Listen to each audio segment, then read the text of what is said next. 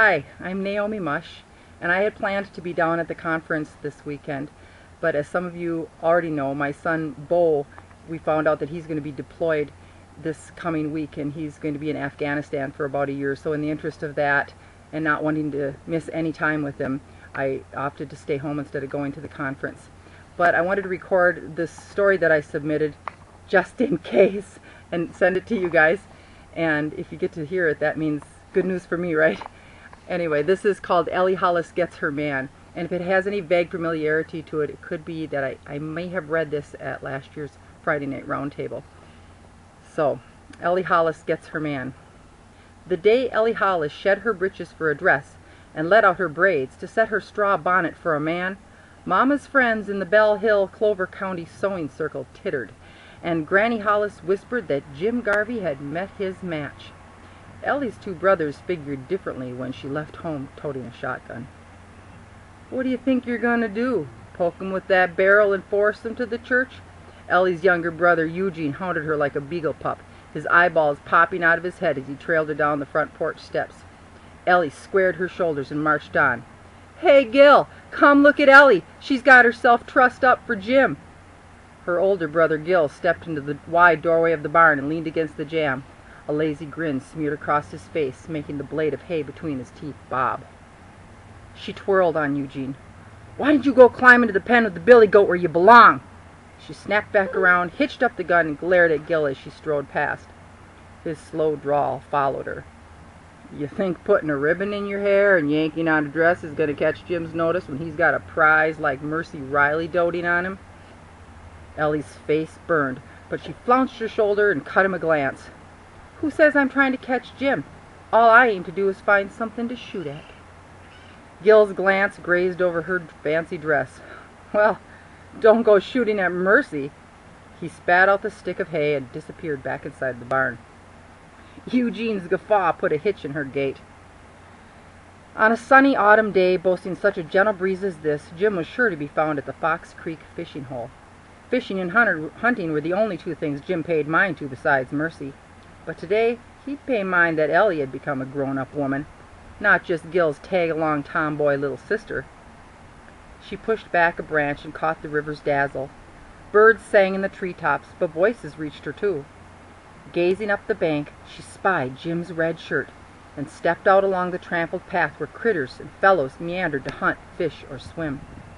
Far as she knew, she was the only girl who ever took those pleasures. Drat!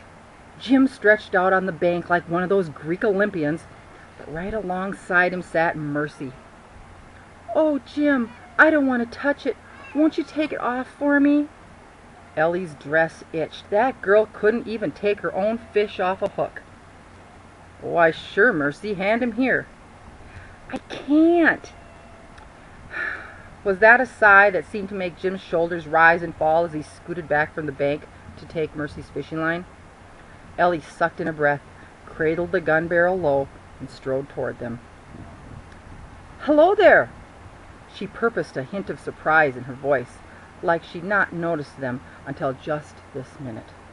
Mercy's eyes flashed up, and her gaze crawled over Ellie, taking in her pretty calico dress, her hair hanging down in the chocolatey waves she'd arranged around her shoulders.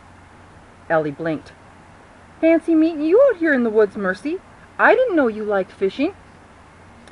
Jim busied himself with the fish that must have swallowed the hook deep.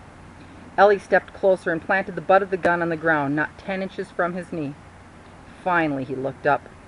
His gaze, too, roamed and sent a warm syrup running straight up through her that leaked out in a smile. "Hi, Jim." Well, if it isn't little Eloise Hollis.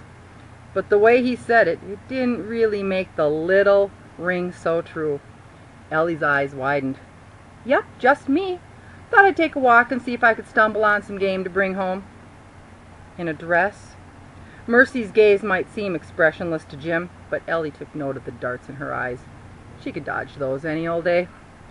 Jim got the hook out of the fish's gullet and added him to the stringer dangling in the water's edge. "That's 1 for you and 3 for me, Mercy. But next time you got to take 'em off yourself." "But it ain't hard, Mercy. I could show you how." Ellie tilted her head and tossed her a sweeter-than-pie smile. "No thanks." I'm off. Ellie stepped over Jim's fishing line, careful not to catch it with her shoe, and tossed a quick glance back to be sure he'd noticed the sachet in her step.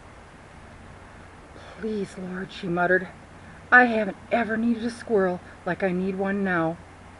She no sooner entered the woods when an explosion of wings beat the air, and a pair of grouse arced off in opposite directions. Ellie raised the gun and fired. Hey! Footsteps crashed through the thicket behind her. Her chest swelled and her heart pattered.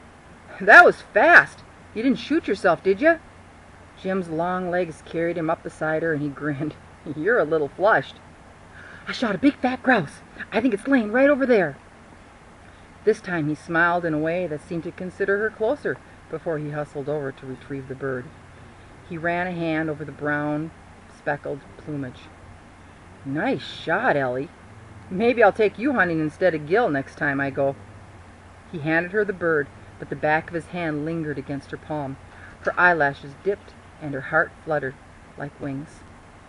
I'd love to go traipsing around the woods with you, Jim. And right then, Ellie Hollis thought of the ladies in the Bell Hill, Clover County Sewing Circle, who knew she was the right girl for Jim Garvey all along. That's it. Thank you.